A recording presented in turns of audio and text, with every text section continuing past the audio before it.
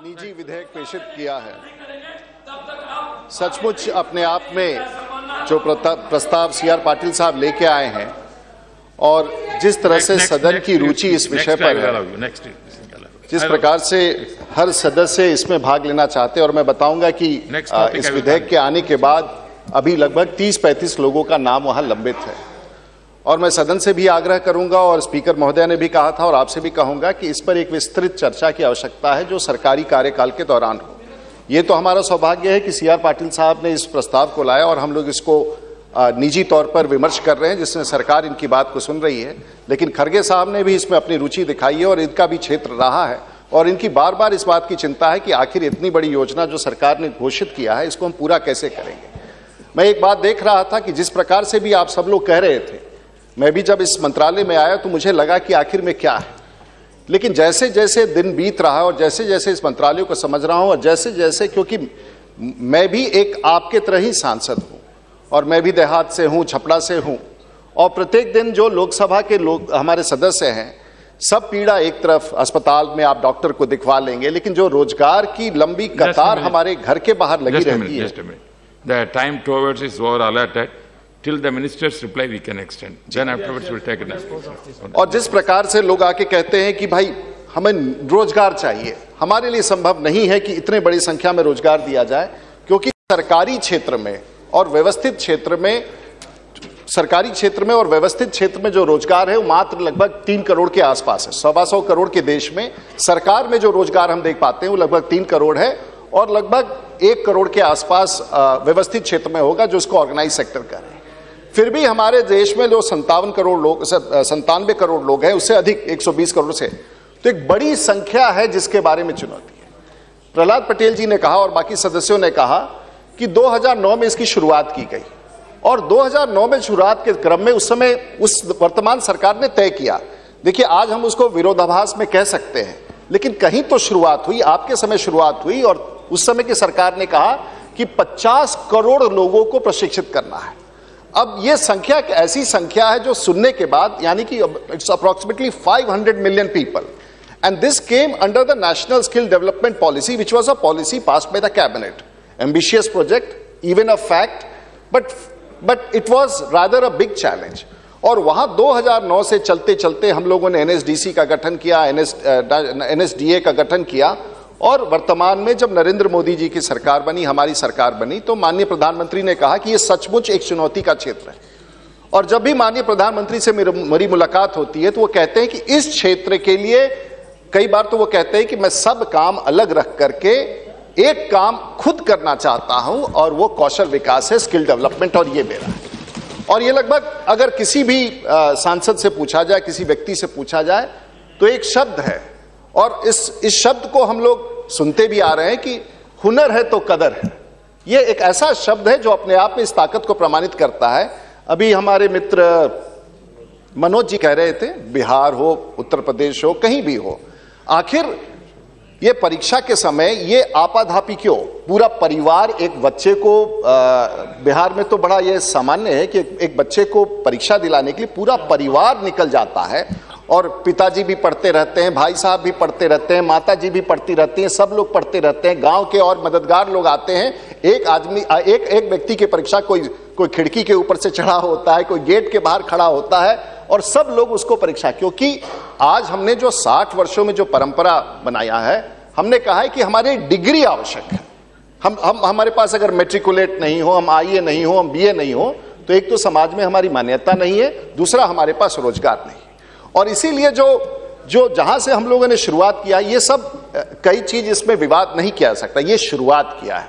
और जिस सरकार में हम लोगों ने शुरुआत किया है कि आखिर में इस पूरे प्रशिक्षण को कामयाब बनाने के लिए, ताकि विद्यालय से लेकर के फैक्ट्री तक आखिर किस मानक के तहत, किस सिलेबस के तहत हम इसको लागू करेंगे, ये तो समझना जरूरी है।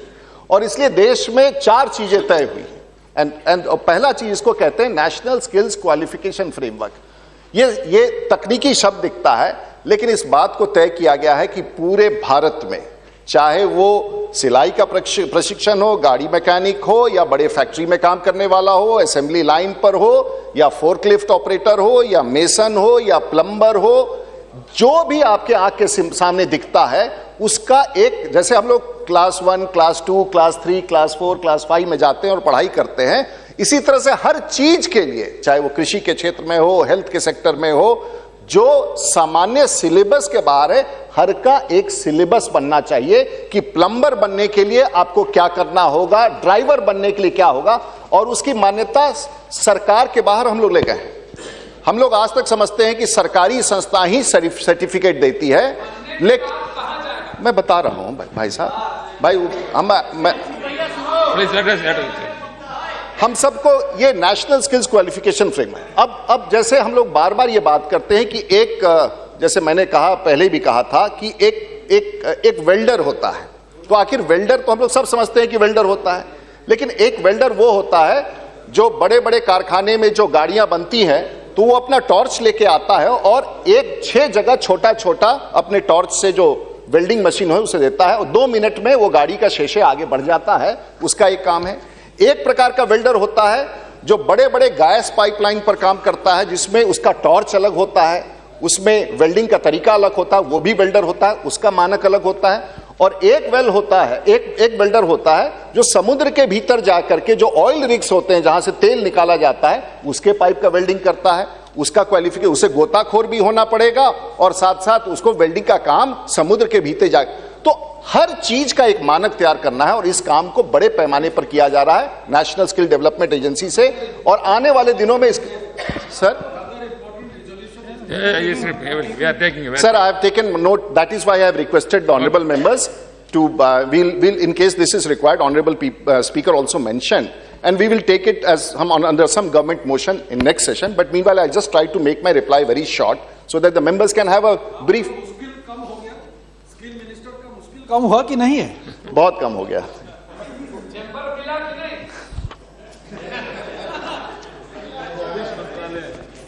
नहीं, मैं समझ सकता हूं आप जिस बात की चर्चा कर रहे हैं, मुझे वो बिल्कुल वैसा कोई नहीं है। आप खड़गे साहब ने कहा पैसा नहीं, हमारे पास पर्याप्त पैसा है। सरकार ने और माननीय प्रधानमंत्री जी ने कहा है कि इस क्षेत्र में जितने पैसे की आवश्यकता होगी देश में कौशल विकास के लिए हम देंगे, इसलिए हमें उस बात का चिंता नहीं।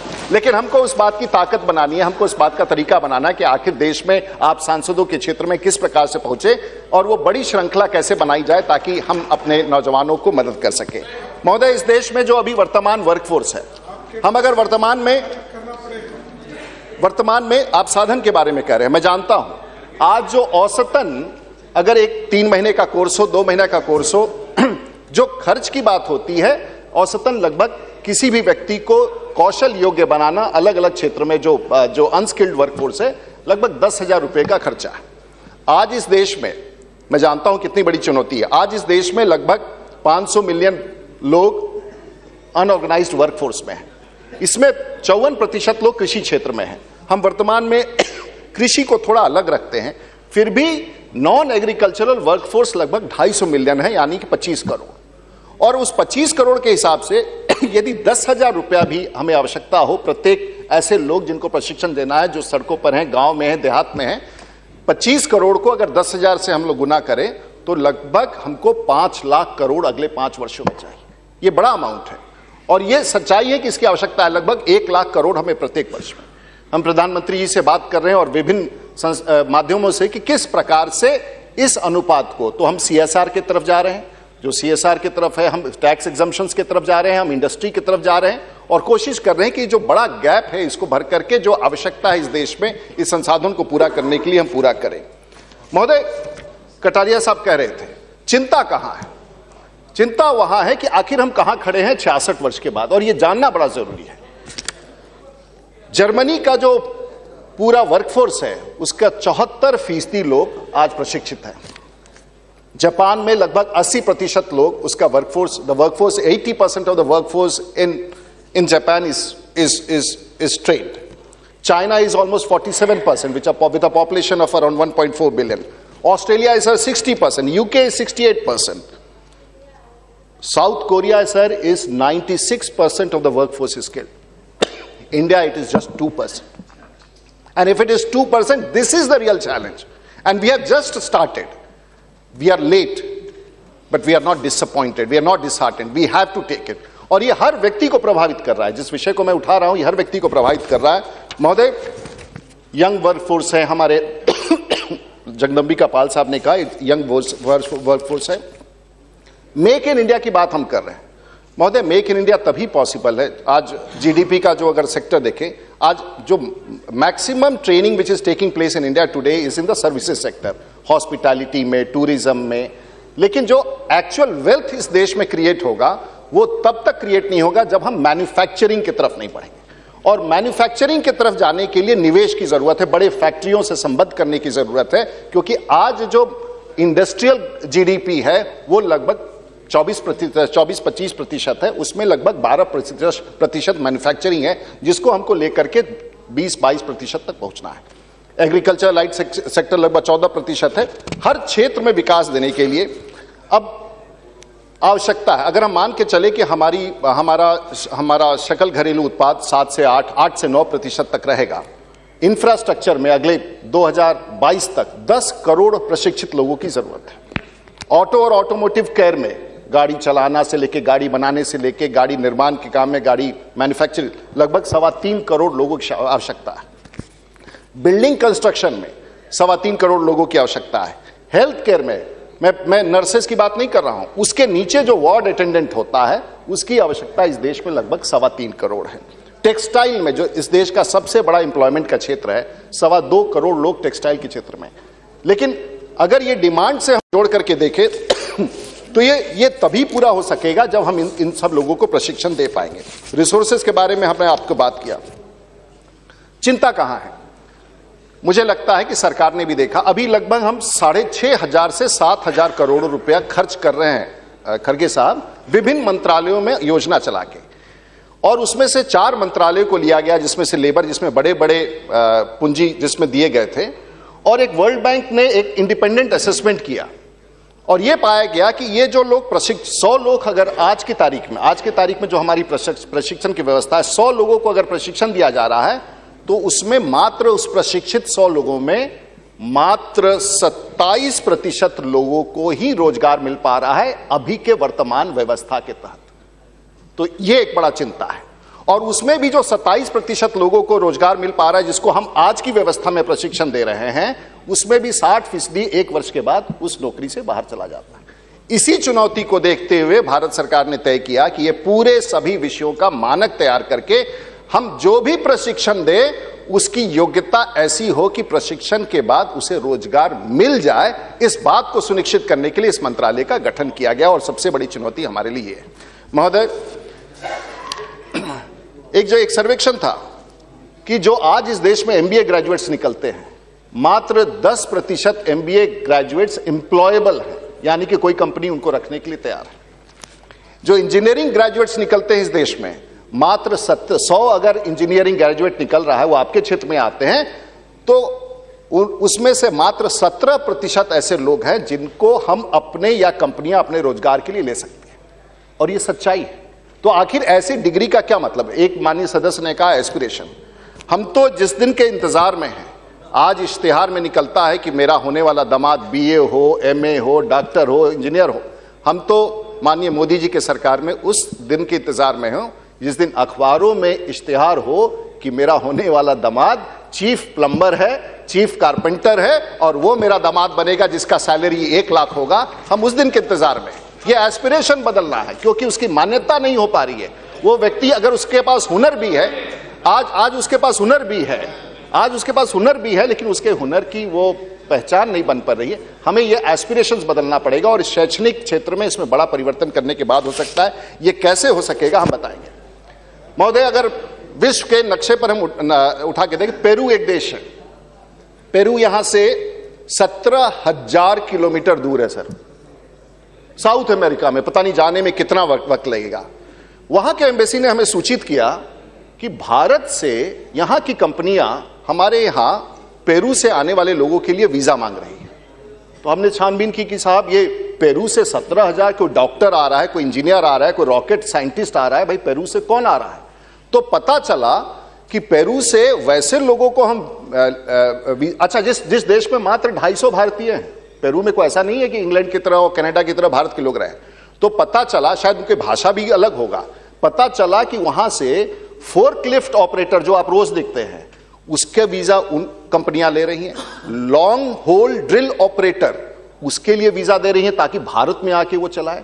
अब इस देश में 66 साल के बाद ये बड़े डंपर्स चलाने के लिए, लॉन्ग होल्ड ऑपरेटर्स चलाने के लिए, फोर्कलिफ्ट ऑपरेटर्स चलाने के लिए भारत में 17,000 किलोमीटर दूर से लोग आके वेतन कमा के और भारत से चले जाए, ये चिंता का विषय है, चिंता का विषय है महोदय। और ऐसे ये उदाहरण हम आपको इसलिए दे रहे हैं कि आखिर इस चुनौती को हम लोग कैसे पूरा करेंगे। महोदय, मैं ऑस्ट्रेलिया में, ऑस्ट्रेलिया की आबादी तो वैसे ही बहुत कम है, उनका एक प्रांत है जैसे हमारे यहां बिहार, उत्तर प्रदेश, मध्य प्रदेश, जिसकी आबादी है 1.10 लाख के आसपास। और जब हमने वहां के लोगों से बातचीत शुरू की, एक प्रांत है ऑस्ट्रेलिया में, इसके बाद 10 लाख है, वहां पर जो क्वालिफिकेशन पैक्स करते हैं 1032 क्वालिफिकेशन पैक है। यहां तक कि जो उनके यहां, जो हमारे यहां आईपीएस बनता है या हमारे यहां पुलिस की नौकरी करता है, एसपी बनता है या डीएसपी बनता है, उनके यहां भी जो बहाली होती है आईपीएस ऑफिसर, उनके शब्दों में उसका सबसे पहले स्किल ट्रेनिंग होता है, स्किल इंस्टीट्यूट में जाता है, और सिपाही के भी ट्रेनिंग का स्किल होता है और उसको क्वालिफिकेशन पैक होता है। वो शिक्षा नहीं होता, यूपीएससी का एग्जाम नहीं होता है, वो देखा जाता है कि बचपन से लेकर के थोड़ी पढ़ाई और उसके बाद प्रशिक्षण, ये अच्छा सिपाही बनेगा कि अच्छा दरोगा बनेगा कि अच्छा एसपी बनेगा, ये उसके शिक्षा काल में तय हो जाता है। और जब वो निकल के आता है तो उसको सरकार वहां नौकरी देती है। जिस दिन हम इस परिभाषा को बदल देंगे और उसकी ये तय किया है, the national skills qualification framework has decided till 2016 every employment or every organization which is giving skill development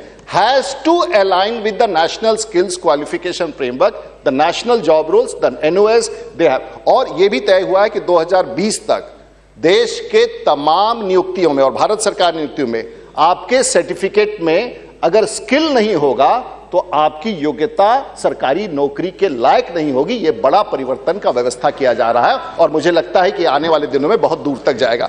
महोदय, समय कम बचा हुआ है और इसको कैसे पूरा कर रहे हैं। हम अभी तक सरकार से बड़े जुड़े रहते हैं, जो सेक्टर स्किल काउंसिल, और आप सब लोग इस बात का कि आज सेक्टर स्किल काउंसिल जो आपके समय शुरुआत हुआ है उसमें 33 सेक्टर स्किल काउंसिल है। और अगर मैं ऑटोमोटिव केयर में हूं, मैं टायर इंडस्ट्री में हूं, मैं लेदर इंडस्ट्री में हूं, और मुझे किस प्रकार का व्यक्ति चाहिए इंडस्ट्री में काम करने के लिए, शायद आईटीआई पर उन्हें विश्वास नहीं है। इंडस्ट्री तय कर रहा है कि हमारा क्वालिफिकेशन पैक क्या हो। मैं उदाहरण के तौर पर, क्वालिफिकेशन पैक क्या होता है।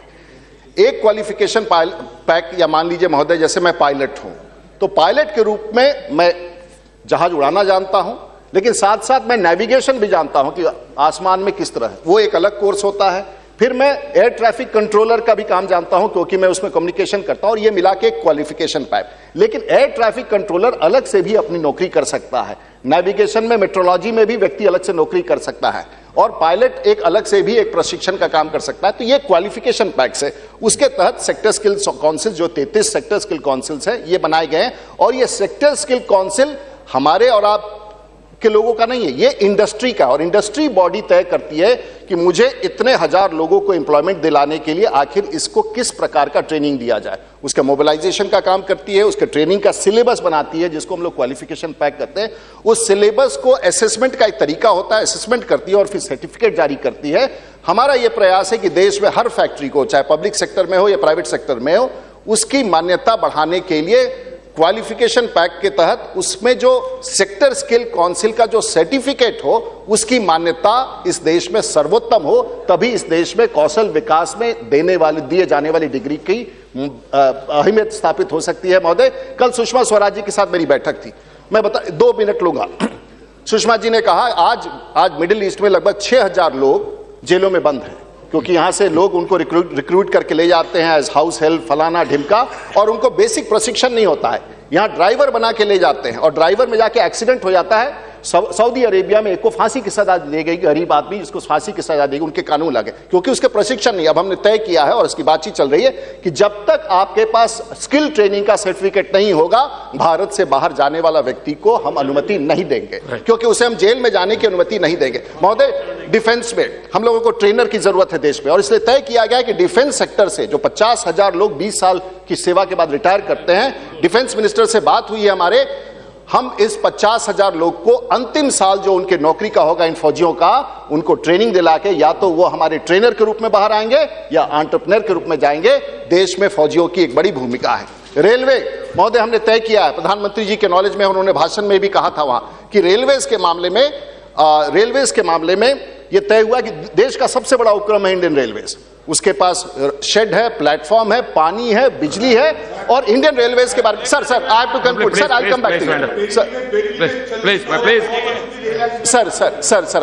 Sir, I complicate. Indian railways के पास एक चीज है जो किसी संस्था के पास नहीं है, और वो है optical fibre net. 47,000 kilometre optical fibre network है।